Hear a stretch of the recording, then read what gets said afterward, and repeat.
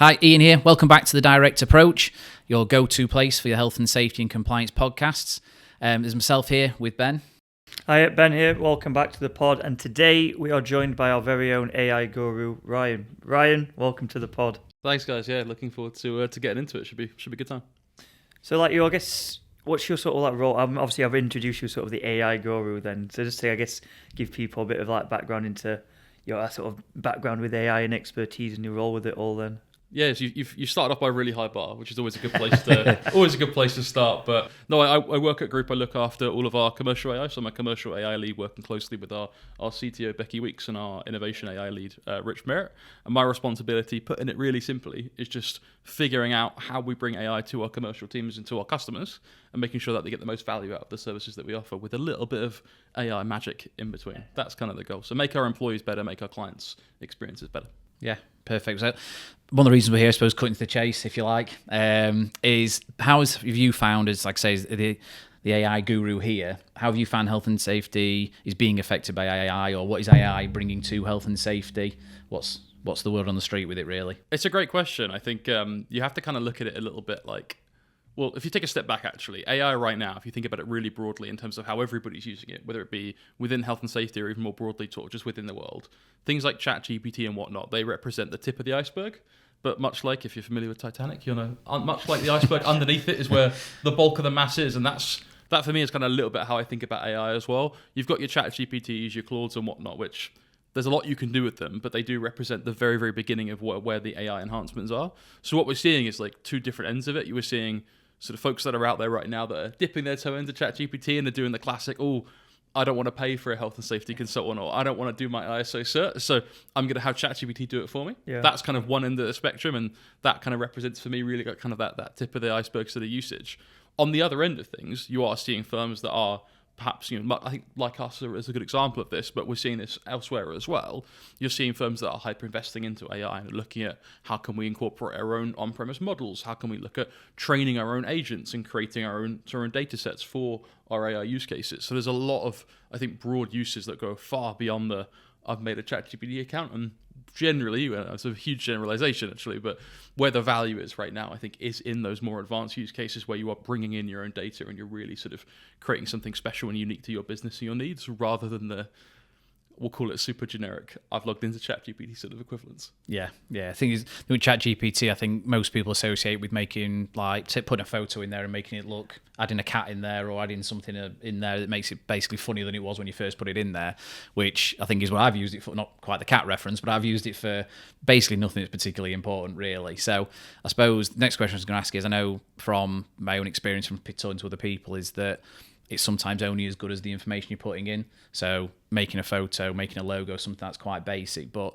yeah, from a health and safety perspective, what is the issue with doing it through ChatGPT or similar? It makes me laugh because, not to go on a huge tangent, but the thing I always remember when I think about ChatGPT and especially LinkedIn is it was that era of every sort of consultant and whatnot was posting on LinkedIn. And the first thing we saw was, do you guys remember the toy boxes? It was like the little figurines where everybody made the figurine of themselves. Oh, yeah. So that was kind of one of the more recent sort of big ChatGPT moments. So I'm sure folks at home have probably seen that. Oh, you've probably been part of it too.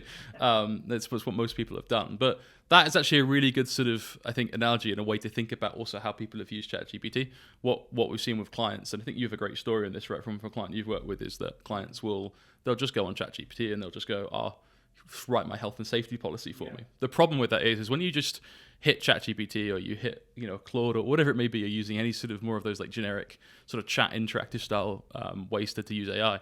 Generally what you're doing is you're just doing a lot of glorified web searches. Yeah. Now that, again, huge oversimplification, but a lot of it is just you're tapping on a wide array of knowledge and you're really relying on your ability to prompt, which is what you write and instruct the AI to do. You're relying on your ability to write a really good and really clear prompt to get a good answer for it. And that's why if you go into ChatGPT today and you just make up an illness, we were talking about this before we got on, you make up an illness, ChatGPT might believe that's real, depending on how you write the prompt and what sources you ask it to look at, because it will look at anything and everything. So that's kind of where some of the challenges of sort of that information you're talking about. That's where the challenges come from, right? Is ChatGPT will, and an equivalent, it's not a ChatGPT specific thing, but they use really broad sets of knowledge. Yeah. On the other side of things, if you're a business that's starting to invest more, perhaps you've acquired a tool, you're starting to build your own agents, you're getting interested in RAG, which is kind of the technical principle behind how you can upload and sort of store your own data and then have your agents, your AI in this case, retrieve and interact with that data. If you're kind of getting more advanced and starting to use some of that technology, what you can do is you can actually start trading at your own data sets. And that's where some of the power goes from, AI is just making stuff up now, to AI has given us really bespoke and tailored responses based on the specific data that we've given it. And that's where you start to see some of the value in the health and safety space. Yeah. Sort of like when it like complements sort of our expertise and consultancy rather than competes and tries to replace it. Exactly. I'm a firm believer, and you'll see this in the headlines. A lot of people worry right now about, is AI going to take my job? And don't get me wrong, I hate to break it to you. You guys have probably seen this in the news already. AI is going to definitely take some people's jobs. Yeah. But I think in the context of health and safety, in the context of what we do at Citation, and of course, we have a little bit of bias in this, right? We want to continue to be the leaders in the space, but I do firmly believe that AI won't replace what we do. It will only make our people better, make our products better, and then enable us to provide better services to our clients at a more competitive rate, at quicker timelines, better quality of product, and so on. Yeah. And I think that's where, if I was to compare us to say, let's say I'm going to pick on Cameron, he's right behind the camera here for us. Let's say Cameron was at home one night and decided that he wanted to be a chef tomorrow, and that he was going to go and use ChatGPT to start creating recipes for him. Those recipes that Cameron creates out of thin air, that he prompts out of thin air, that he just tries to get ChatGPT to come up with, will not be as good as a recipe bank that he's created based on getting ChatGPT to go and harvest 10 books, bring all of that knowledge together, and then create him a bespoke recipe bank based on that knowledge that he's acquired from those 10 books. Yeah. And that's maybe a bit of an odd analogy to use. I've sort of come up with that off the top of my head, but hopefully that's a really simple way to think about the difference between just using ChatGPT for the sake of using it and just whacking away prompts versus thinking about it from what is the source of the knowledge that I'm going to use? Where is that knowledge coming from? Who are they an expertise in their field? What experience do they have? How can we then take the best bits from them, compile that knowledge into something that you can then tap into using AI to then create a better output? And that's where, somewhat to bring this run-on sentence a little bit full circle, I think that's where for Citation it comes back to very much sort of trust us. We are developing AI, and we're sort of pushing it forward for what makes sense in health and safety, because what we're doing is we're equipping our consultants, we're equipping our sales teams sort of more broadly. We're making our product better through enhancing it with AI so that it's a better experience for our clients. So our clients don't have to go on that journey of figuring it out for themselves. Well, I think that's it. I remember similar to that, and you mentioned it earlier, Ian, and I remember my old maths teacher saying it regarding calculators. If you put rubbish in, you get rubbish out, kind of thing. And I know I was speaking to a client the other week who, this guy actually was a health and safety professional. He did a bit of own consultancy himself, and he thought, I'll see if I can use AI as sort of a quick fix or a shortcut. And obviously it gave an answer. I think he was using it for a risk assessment he was trying to do, quite an in-depth one, and it gave back an answer very quick. But he said he had to do because he knew his onions with it, he had to do over 100 alterations to what it gave him back. So he knew what he was sort of doing. But a lot of people may not have that background and expertise, qualifications, specifically in health and safety. So what he noticed as wrong, a lot of people may try and use it and not notice that. It's a funny story I always go back to because it's the one that always makes me laugh, and it's a bit of that sort of classic, you've got your back on a big company sort of story. Yeah. I always think back to a story that came out in the US, and to be fair, I don't actually know if this is true. I think it just went around the news a bunch during sort of the era of ChatGPT and the first coming around. But it was a story that went that somebody had, I think it was an airline or there was a car dealership. That was what it was. It was a car dealership. They'd interacted with a virtual agent on a car dealership's website, and they were negotiating with the car dealership for a better price for this car. And the AI had decided that it was going to agree to this discount of $1 for the car. And supposedly, again, I'll caveat, supposedly the court agreed that because the AI was effectively acting on behalf of the company, the $1 price that had been negotiated between the person and the AI was upheld, and that person allegedly got the car. Now, it's a story, and again, I don't claim to the validity of the story, but I think it's a really good way to, when you think about AI, you think about use cases like sort of the person you described there. You cannot trust everything you get out of it. There has to be a little bit of trust but verify in sort of how you use AI, and that's where, again, it just highlights the differences also in terms of how you also use it from a prompting standpoint. Because if you just go on AI right now and you say, write me a risk assessment, well, what risk assessment? Is it an American risk assessment? Is it a British risk assessment? To what legal standards? What information do you want it? So the more prescriptive you are, and we use a GIF internally, which I think is hands down the best way I've ever seen anybody sort of teach the concept of prompting to people. I love it, which is we use a GIF of a child running into like a fire hydrant with water squirting out of it. Yeah. And we use a GIF of the child running into it and then just getting blown sort of up in the air by this fire hydrant and sort of just getting covered in water. And the reason why we use this GIF is because AI is kind of like that child. AI will just get the objective, get whatever you've prompted it, and it will just run into the water and just try to figure it out. It's like a toddler with no instruction and no knowledge, but it has all of the expertise. It's the world's smartest toddler. Yeah, that is AI, right? So that's where the prompting skill set becomes so important. So if you're in a situation where you're trying to get a risk assessment, you're trying to get this, that, and the other, if you don't have the expertise to be able to trust but verify, you're just trusting the world's smartest toddler to write your risk assessments. Yeah. And I'll put this question to you. I'll put this question to folks at home. Would you trust the world's smartest toddler to write your business's risk assessments and policies for you? No. I personally wouldn't feel comfortable standing up in court saying, well, this, fire incident happened or whatever happened, but don't worry. Our assessments, our policies and whatnot, they're all put together by the world's smartest toddler. Yeah, I think that's it with the AI. I know a lot of people, I think, don't understand it fully, I think, which is part of the issue.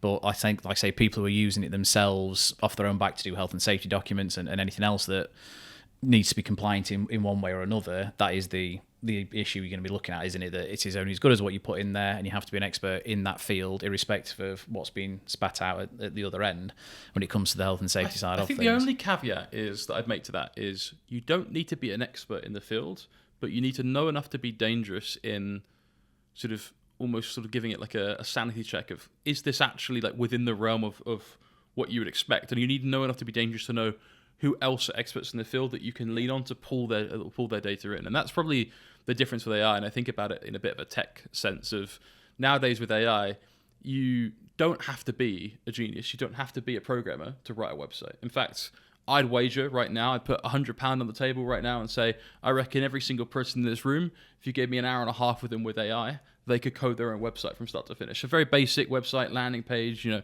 picture and whatnot, but they could code their own website. Now, don't get me wrong, AI is going to write a lot of that code, but the point I'm making here is you don't need to be a subject matter expert to use AI and to get value out of AI.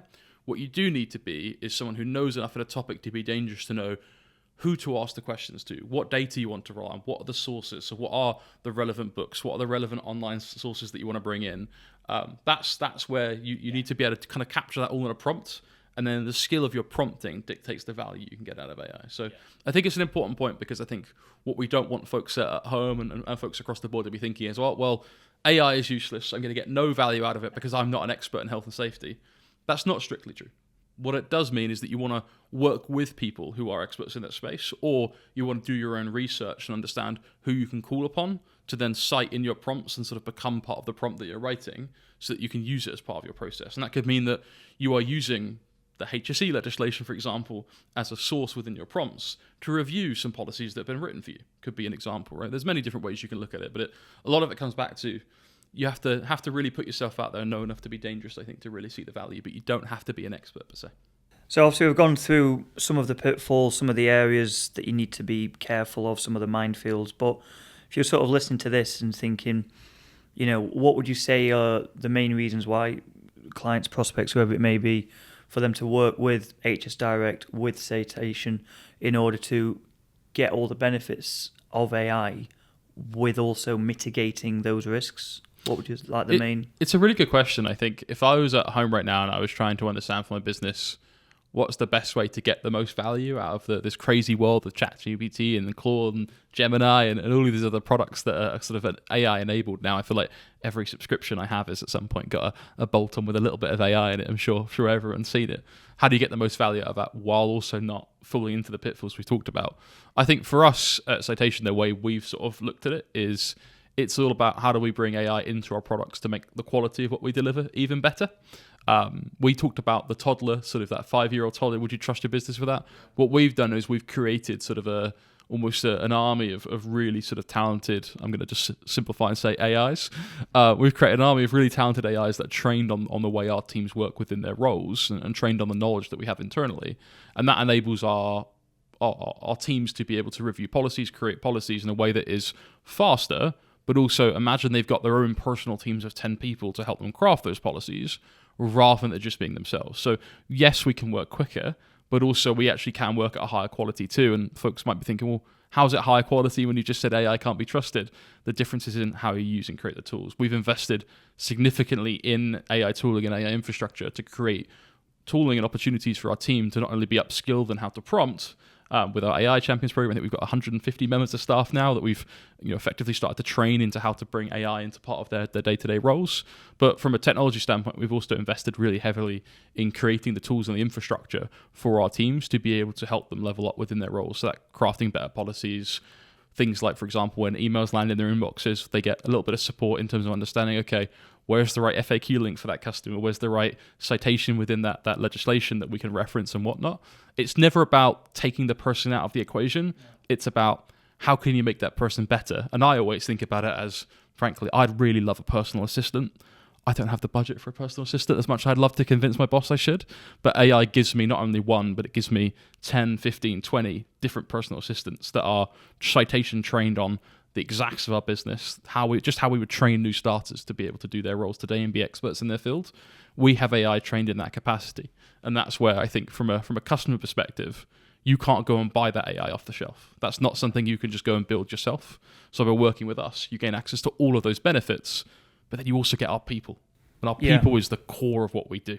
And that's where if you combine the best of both worlds, you get a really great account manager, a really great salesperson, folks that you love to pick up the phone and work with, that you trust their opinion of what they're communicating to you. Yeah. But that's also then backed and underpinned by all of the great AI enhancements and the technology and the craziness that is 2025 and sort of everything that's coming with that from an AI perspective. So I guess really what we've done with AI is we've used artificial intelligence to unlock the potential of our authentic intelligence with our consultants. I love that. Yeah, that's exactly that. Yeah, we want to make our people better. We want to make them smarter. I think we have a phrase internally. Our marketing team will kill me if I get this wrong, but I think it's better, faster, stronger. If I remember rightly, I'm getting a nod in the corner of the room. So that is the word. But that's kind of what we're trying to do, right? Within our people is we're not trying to replace. We're trying to augment. We're trying to empower our teams.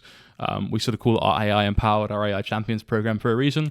And that's where the reason we have 150 plus members that started within that program is to upskill them so that they can provide that better experience to our clients while doing so in a way that is human, is authentic, and for our clients is ultimately trustworthy, right? People have built relationships. I've heard of clients that have been working with the same people for 5-10 years. You trust the person. People buy from people, right? That's, from a sales perspective, that is how it works. So we just want to use AI to make that whole process more seamless, make it better. If we think about it for HS Direct, it's how do I if I've got a quick question on a specific part of a policy of where can I find this information, you might not need to speak to James, your account manager, in that very second if you know that Jeff, the AI, can very quickly send you the right link you need to read to. But you also know in the back of your mind, when I do want to pick up the phone and I do want to speak to James, he's right there and I can call him and I can speak to him straight away. So it's given our customers the ability to pick and choose when they want to get the benefits of AI, when they want to get that kind of uplift versus when they want to speak to the man behind the curtain. And that's kind of the beauty of what we're trying to do. I think that's it. I think with HS Direct, we've always sort of prided ourselves on that personal approach. And the AI side of things is just to enhance that. So it's not that we're moving away from speaking to, like, say, myself, Ben, whoever it might be. It's an enhancement of that if you do need extra information, we've got all this background now and everything in there, as you mentioned yourself, that's sort of authentic around how we do things as a company, as an organisation. Like I say, you've got the personal touch with now the enhancement of the AI to go with it, which I think is perfect in the way that we're doing it, really. And I've got kind of a bit of a cheat card that I use internally when I speak to our teams about how to use AI, which is I've not just come into the business as I think sometimes you see a lot of folks on LinkedIn talking about AI, do this and do that and whatnot, and they're sort of in this category of like AI guru sort of influencers. For us internally, we've taken a different approach as well with who we've brought in to fill these roles for us. So I myself, I come from working at iHasco as an account manager at iHasco. I work with clients. So my background is in the same way it is for all of our teams that use AI as well. So I've been on the ground. I know how we interact with our customers. I led a base of, I think it was about over £1 million of clients at iHasco. So we know how we want to interact. We know the journey our customers want to go through. And that enables us to make sure that AI we create and build from an AI team level is also a really high quality that goes back out to you guys and back out across the whole of group in what we offer at Citation. Perfect. But the people are the heart of what we do, and I can't harp on that enough because it's such a big part of I think what we try to bring to the table. Definitely, it's like that. Like we said, that personal touch. I mean, like the amount, especially like yourself, you've got clients that ring up that know you personally. I mean, Rodders as well. People that have been there for a few years now. They know the people they're dealing with at HS Direct the same way you would down like your local butcher, your local pub, whatever. You know the people you're dealing with, and you still want that. Rather than sometimes maybe you do just want a quick screen at McDonald's if you just want that ease of process, but a lot of time you want someone that knows you build a rapport with, knows what you need and understands your business. Yeah. Exactly. You want to be able to pick and choose. Is it the McFlurry off the quick screen at 10 p.m. on a Friday night off the McDonald's screen, or is it that long phone call where I'm going to get that consultative advice? We all want that choice sometimes, right? I think that's the beauty of what we're trying to build. I think the only other caveat to that is, and I always think of Rodders actually as a great example of this because that man is a savant on the phone, let me tell you. When I think of him, it's like, imagine if he went to uni and got 10 degrees. That's kind of the other side of what we're trying to bring for our people internally, is we're trying to create the tooling and the access to knowledge that gives them the ability to tap into the folks that have gone to uni and got 10 degrees, and allow him to then bring that and transpose that back into his authentic self back to our clients. So that's kind of the other side of it to look at as well. Yeah. Couple of quick questions for you then. Fire away. So we've been quite serious, I think, with stuff we've talked about now. So as a person who's very well versed in AI, and I'm sure you've been around it and used it for many, many things, what's your favourite AI story that you've seen, heard, done yourself? So my favourite one is how I started using it when I was trying to figure out like what's the benefits of this and what are some of the quick things I can solve within my personal life. So I'm a man of a bigger stature, you could say. So I've been going on my own health and fitness journey as of late. And one of the things that I was trying to figure out was, okay, I really want to get more into cooking. But cooking is really hard, guys. I don't know if you might know this, but cooking is not for the faint of heart. Okay, it's very easy to burn things. So what I ended up doing was I started taking pictures of what's in my fridge, and I'll use the ChatGPT app on my phone, take a picture of what's in my fridge, and then ChatGPT will tell me, oh, you can make this based on the ingredients you've got in your fridge. I've never thought of doing that. That's a fantastic idea. It's honestly, I can't recommend it enough as the biggest cheat sheet to, if you're a man like myself, you want to get into cooking, but you don't have a clue where to start, take a picture of what you got in your cupboard, take a picture of what's in your fridge. Some of the things that I have cooked, I never would even tried to have started to cook if it wasn't for ChatGPT. Yeah, I've only used it for boring things of like going on holiday and using it for what's the best public transport to get from here to there and that sort of stuff. Never even considered that. That's an oldie but a goodie though. I've heard that often. That's a classic. Oh, I'm going to Venice. What can I do for 7 days in Venice? Give me a fun activity to do on these days, a more calm and chillful activity to do on these days. It's an old classic, and it was one of the very first ChatGPT style examples, but it's a good one. It works. It works for me because we went to Budapest to the Hungarian Grand Prix for the F1, and you get all the official sites saying use this train, use that bus, the rest of it. But by using ChatGPT to find out, you could actually obviously tap into more information rather than just the official channels of actually you're probably better off doing this, getting off the train here and what have you. And we did it that way, and it did work incredibly well. So yeah. So you can use it for many things. That might be quite boring, but it did work. You get to not be the tourist, right? The worst thing about going abroad sometimes is you become the tourist. You go to all the touristy spots. With AI nowadays, you can kind of tap into some of that local knowledge, which is always a good time. Yeah. So in sort of if you look into the next 6 to 12 months, then what would you say is on the horizon for AI? Whether it's a new app, new software, a new tool within AI that people are going to use personally or for their business. What's sort of on the horizon then? It's a great question. I think before we get into the future, you have to think about where are we at today and what does this mean for the current world, the current generation we're in. AI is fundamentally the same as when the day we launched the internet. We've seen the personal impact of it, right? But we're also, from a business impact, we're starting to see that shape through as well. But it's important to recognize that the actual paradigm shift we are seeing is as foundational as the day that Google launched and the day that the internet launched. But where we're at today is AI is really good at knowledge. It's really good at answering questions. It's really good at the underlying technology is really good at building tools for businesses like us that enable us to provide really informed and really detailed, better quality services to our customers through knowledge. But it doesn't do anything. It doesn't take action for you. It's not truly autonomous. You always hear about like autonomous driving and those kind of things. Yeah, they're kind of there. They're not quite there. It's a bit, I feel like FSD for Teslas. It's been coming soon for the best part of 4 years. Where we're going to go in the next year is AI. We are now at a point where AI has gone from ChatGPT and those kind of things. So the buzzword of 2025, everyone would have already heard this, is agentic AI. That's where we're going. Is agentic AI represents AI that can take action. So if you're our customers at home, here's one idea for you to have in the back of your mind. If you're a HSD customer and you're thinking, oh, I want to get a quick policy or a quick template for this, and let's say it's a £30 document that you want to purchase, there is a world in the future where hypothetically, with ChatGPT or with equivalent, you could look for that, discover that document on a ChatGPT or equivalent type of platform, and you could purchase that without ever leaving ChatGPT. And Chat will it will take care of the purchase for you. It will take care of the payment for you. It'll make sure it goes to the right email. It'll do all of those things for you. In the same way that if in your personal life you want to book a flight and a trip to Venice, ChatGPT, you could say, book me a flight to Venice on these dates, book me hotels, and book me excursion for 7 days. Not only will it go and figure out what does your itinerary do, but once you approve it, it will go and follow through and actually book the flight. It will book the hotels. It will book those excursions. That's going to be the next sort of like generational shift with AI as we go from it saying something to it doing something. So it's going to be like Jarvis in Iron Man.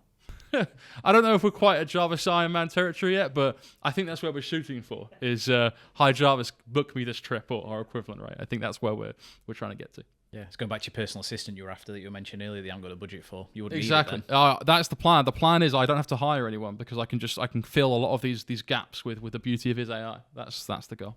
Yeah, they can book your holidays for you, more to the point, you mean. Exactly. Yeah. Brilliant. Well, I think that's it from us. So thank you ever so much for your time. Cheers, Ryan. Ryan, Say I've learnt loads just sat here listening to you, so I'm sure the people at home will have as well. I can't wait to just take everything out of my cupboards and fridge at home, take pictures of it and see what I'm going to cook. But yeah, no, it's been brilliant. Thank you ever so much for that, mate. It's been really useful. All right. I look forward to seeing now in the comments what everyone's cooked. That's what I want to see now coming out of this. Yeah. To look for those LinkedIn comments of different dishes. A lot of very strange omelettes, probably. Probably. Yeah. Reply with the best meal from your AI fridge. There you go.